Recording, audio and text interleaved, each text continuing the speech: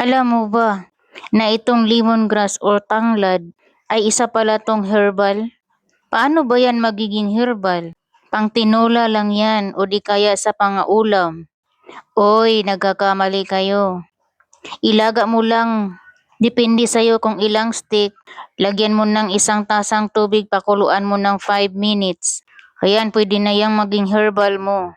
Malaking may tutulong yan sa mga taong high blood para bumaba yung dugo ninyo.